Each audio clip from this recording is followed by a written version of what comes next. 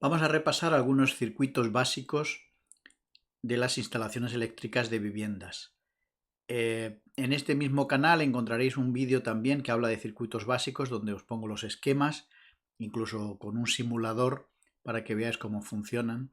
Pero en este vídeo, un poquito más resumido, vamos a ver de manera literal cómo se hacen las conexiones. En primer lugar, tenemos aquí un pulsador para un timbre. Pues en la caja de registro, que ya sabéis que en la mayoría de las cajas de registro de la vivienda, como mínimo tienen que pasar dos líneas. Una, la C2, que es la de tomas generales de corriente, y otra, la C1, que es la de alumbrado. Bueno, pues en este caso alimentamos el timbre de la línea de alumbrado. Primero, conectamos la fase hacia el pulsador. La salida del pulsador, sin interrumpirse, va directa al timbre y luego el retorno al neutro. Pulsamos y vemos que funciona. Aquí tenemos otro circuito básico, que son las tomas de corriente o las bases de enchufe. En este caso, como veis, vamos a conectarlas en el C2, que es el circuito de las tomas generales. En lugar de sacar de una base de enchufe a otra directamente, hacemos llegar la alimentación individual a cada base de enchufe desde las cajas de registro. Así es como hay que hacer las conexiones.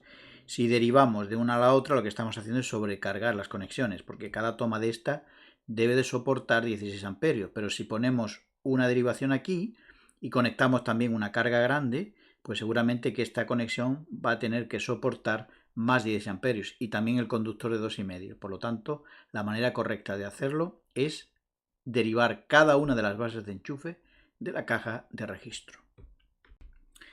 Vamos ahora con el circuito básico por excelencia, que es un interruptor que enciende un punto de luz. Conectamos en el C1, que es el circuito de alumbrado, y sacamos la fase al interruptor. Y del interruptor, sin interrupción, pasamos por la caja y va directo hacia la bombilla y el retorno al neutro. Como veis, es la misma conexión que utilizamos en el pulsador con el timbre. Probamos y vemos que efectivamente nuestro punto de luz funciona.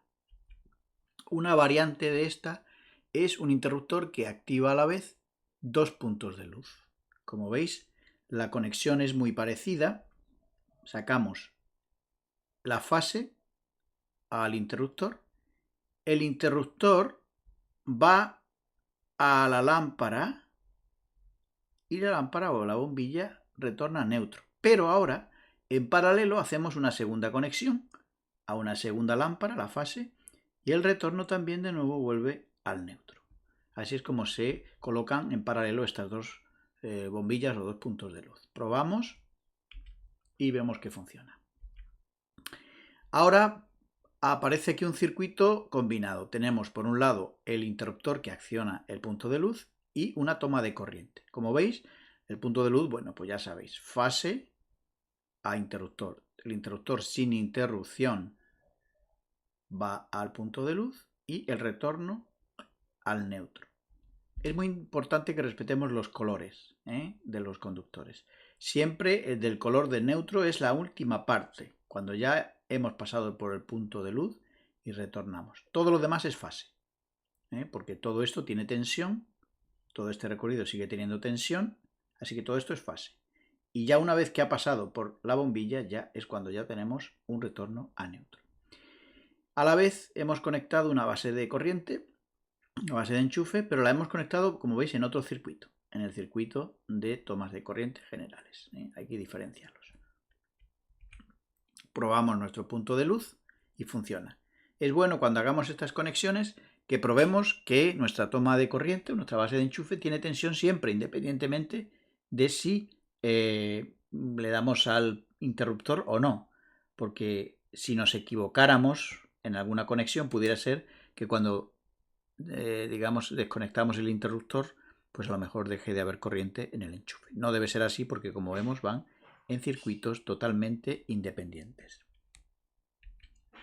Aquí tenemos otra variante de lo que es puntos de luz, pero en este caso los hemos independizados. En lugar de conectarlos con un solo interruptor, tenemos aquí un interruptor doble.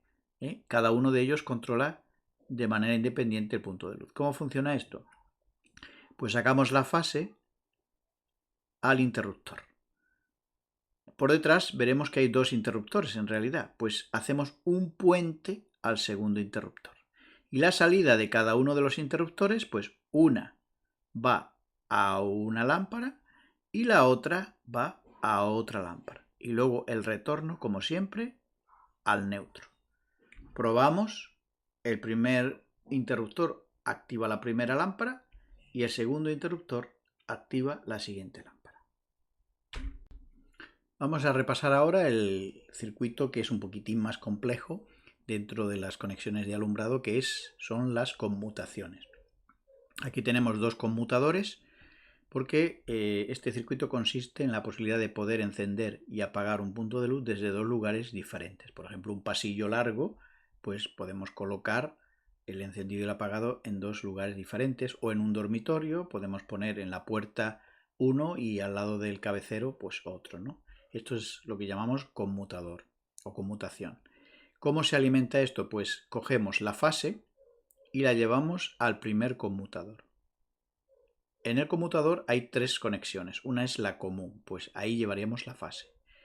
Luego, indistintamente de las otras dos que quedan, sencillamente llevamos dos hilos al siguiente conmutador. Ya está, da igual el orden.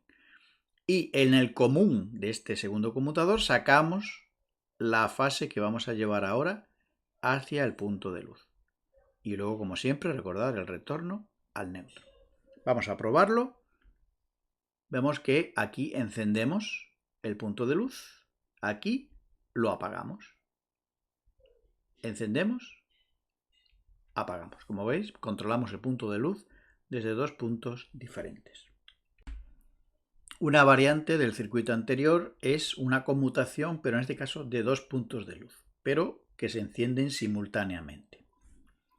Bueno, pues la instalación es la misma, como hemos visto, fase al común del primer conmutador, los dos hilos directos al segundo conmutador y el común de este segundo conmutador, la salida va a la lámpara y el retorno al neutro. Y en la caja, pues ponemos en paralelo la siguiente lámpara, sacamos la fase que iría a este primer punto de luz, pues la sacamos al segundo y el retorno al neutro.